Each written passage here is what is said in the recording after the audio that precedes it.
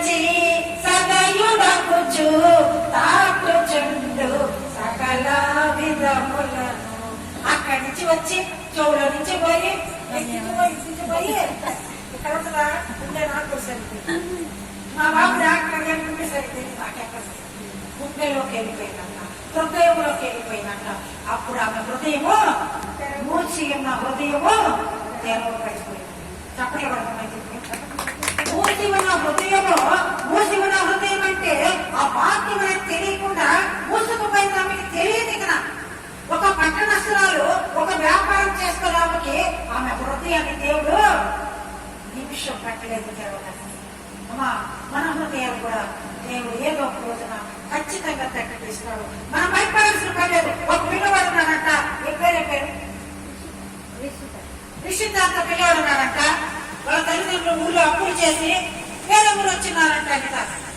వేరే ఊరు వచ్చింటే ఆ పిల్లాడు ఏంటంట, డాడీ మనం ఎందుకు ఈ ఊరు వచ్చామో, మన ఊళ్ళో అయితే చాలా మంది ఫ్రెండ్స్ ఉన్నారు కదా నాకు ఆడుకోవడానికి, ఇక్కడికి వచ్చాక అంతా కొత్త వాళ్ళు ఉన్నారు అని అన్నాడంట. చిన్నపిల్లలు వాళ్ళు డాడీ చెప్పాడంట, అయ్యా మన ఊళ్ళో చాలా అప్పులు అయిపోయి మనం లాస్ లోకి వెళ్ళిపోయాము, అప్పుడు వాళ్ళ ఇంటి మీదకి వస్తున్నారు, అందుకని కొన్ని రోజులు తలదాచుకున్నాము, ఇక్కడ మనం సంపాదించుకుపోయి అక్కడ ఇద్దాము అనుకొని వచ్చాము అన్నాడు. ఒకే డాడీ అన్నాడంట, అయ్యా నేను లోపల పని జరుగుతున్నాను, ఎవరైనా వచ్చి అడిగితే మా డాడీ లేడు ఊరికి వెళ్ళాడని చెప్పు అని చెప్పాడు. ఏమా ఊరికి వెళ్ళాడని చెప్పాడు. ఏం చెప్తారు నిషిత? అదే చెప్పుదా ఇంకేం చెప్పుదా? ఊరికి వెళ్ళాడని ఆయన చెప్పాడు. బాగానే ఒక ఆయన వచ్చాడంట, బాబు బాబు నువ్వు పలానా ఆయన కొడుకువే కదా అన్నాడు. అవునా కొడుకు, నేను ఆయన కొడుకుని. ఓకే బాబు మీ డాడీ ఎక్కడికి వెళ్ళాడయ్యా? ఊరికి వెళ్ళాడండి. ఊరికి వెళ్ళాడా? అయ్యో ఎప్పుడు వస్తాడు? ఎప్పుడు వస్తాడని చెప్పలేదు. ఎప్పుడు వస్తాడని చెప్పలేదు. ఎప్పుడు వస్తాడని చెప్పలేదు. ఊరికి వెళ్ళాలని మాత్రమే చెప్పమన్నా. ఇప్పుడు వాళ్ళు ఏం చేయాలి? వచ్చి తలుపు డాడీ డాడీ నువ్వు ఊరికి వెళ్ళాలని చెప్పావు కానీ ఎప్పుడు వస్తాడని చెప్పలేదా? అప్పుడు అప్పుడు వచ్చి అడుగుతున్నాడు. నేనేం చెప్పలేదు చెప్పు. పట్టించాడా? పట్టించాడా లేదమ్మా? అదే విధముగా దేవుడు ఎప్పుడు ఒక రోజున నిన్ను నన్ను కూడా పట్టిస్తాడమ్మా. ఎవరిని వదిలిపెట్టడం. ఎందుకంటే అందరూ ఆయన బిడ్డలే. ఆయన బిడ్డలు కాని వారు ఎవ్వరు లేరు. అందరికి ఆయన రక్తము పంచి ఇచ్చాడు కనుక ఈ రోజున హృదయాన్ని ఇష్టపడి ఆమె హృదయం తెచ్చాడంట దేవుడు. తర్వాత చదవడం. కనుక పౌలు చెప్పిన మాటల యందు లక్ష్యం వచ్చింది. లక్ష్యం వచ్చడం అంటే ఈ లక్ష్యం వదిలేసింది. ఈ లక్ష్యం వదిలేసింది కానీ వాక్యం లక్ష్యం ఇచ్చేసింది. వచ్చిన తర్వాత ఏమైంది? ఇప్పుడు చదువు. ఆమె ఇంటి వారు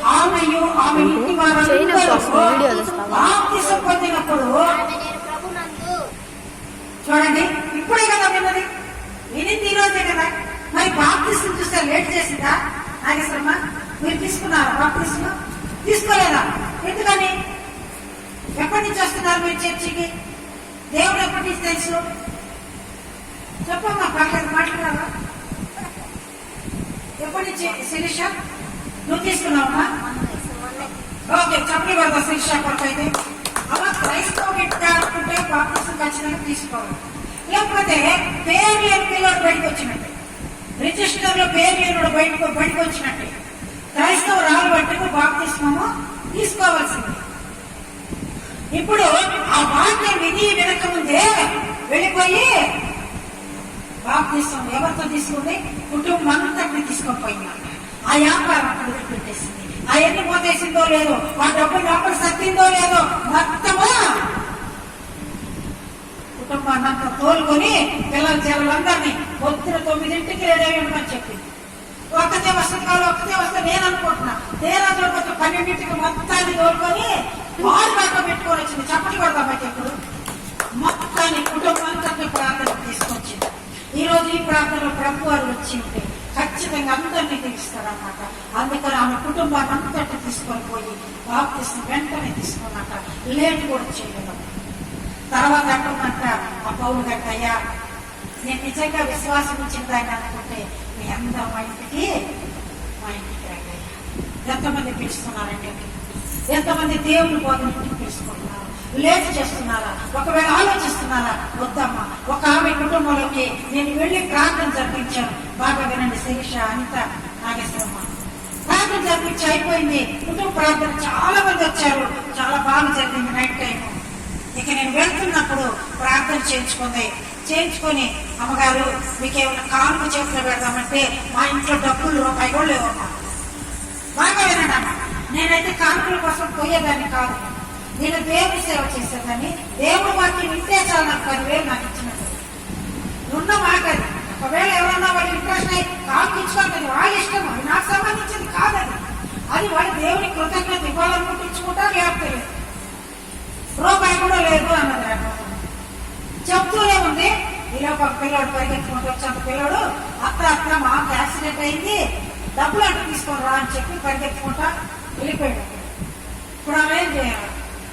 డబ్బులు ఏమని చెప్పింది కదా, బీరువా తీసి ఆ బీరువా అంతా పగిలిపోయాను, పళ్ళు పోయాము. బీరువా అంతా పగిలిపోయింది, పక్కన తీసి పెట్టింది. జగనన్న సంచి నుండి ఇంత ముందు రోజుల్లో అన్నం పెట్టుకోపోతారు పొలాన్ని, పెద్ద సంచి. ఆ సంచి తీసుకుంది. ఆ బీరువా లోపల 500 కట్టలు, 200 కట్టలు, 100 కట్టలు, ఇన్ని డబ్బులు ఉన్నాయి. అవన్నీ సంచికి పోసేసి ఏదో పొలం కొనాలని తెచ్చి పెట్టుకున్నారంట. ఇంట్లో డబ్బులు ఉన్నాయి. మళ్ళీ అయ్యాక ఆ జేబు ఉంటుంది, దానికి బీరువాకి జేబు ఉంటుంది కదా, దాంట్లో మళ్ళీ 100, 20, 30 చాలా ఉన్నాయి. అవన్నీ పెట్టుకోండి. పెట్టుకున్న నాగేశ్వరమ్మ మొత్తం పెట్టుకొని పోత మళ్ళీ నన్నంటే అమ్మగారు మా ఆయన కోసం లేదు. సరే వెళ్ళిపోయిందిగా, ఓకే. వాటిని తీసి ఆ 3 లక్షలు అంటే తెచ్చి పెట్టారంట ఇంట్లో. ఆ 3 లక్షలు కాక ఇంకో 3 లక్షలు అయినాయి. అప్పులు తెచ్చి పెట్టారు. ఉన్న పొలం కూడా అమ్మారు. పొలం కొనేది ఎటో పోయింది. ఉన్న పొలం కూడా అమ్మేసి అప్పుల పాలైంది. కానీ ఆయన మాత్రం ఇంతవరకు లేచిన నడుములు స్పృహ కోల్పోయింది, నడుములు పోయింది. ఏం చెప్పిందమ్మా? రూపాయి కూడా లేదంట. ఎవరికి కావాలి నేను అంటే ఆమెకు అలా జరిగిందని చెప్పడం కాదమ్మా. దేవుని కోపం వస్తే, దేవుడు ఉగ్రరూపం దాలిస్తే ఏం చేస్తారో కూడా మనం చెప్పడం అవసరం లేదు. దేవుడితో తమాషాలు కాదు. నాతో చెప్పావు నువ్వు అబద్ధం. ఎక్కడికి జరిగింది? దేవుడికి చెప్పావు.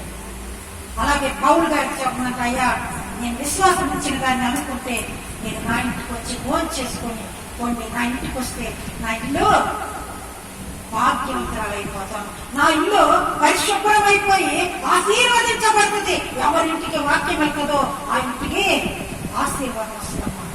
ఆ మాట చెప్పిందాక చదువమ్మా ఆ 2 లైన్లు. ఆమె ఇంటి వారందరూ బాప్తిసం పొందినప్పుడు ఆమె ఆపేశారు.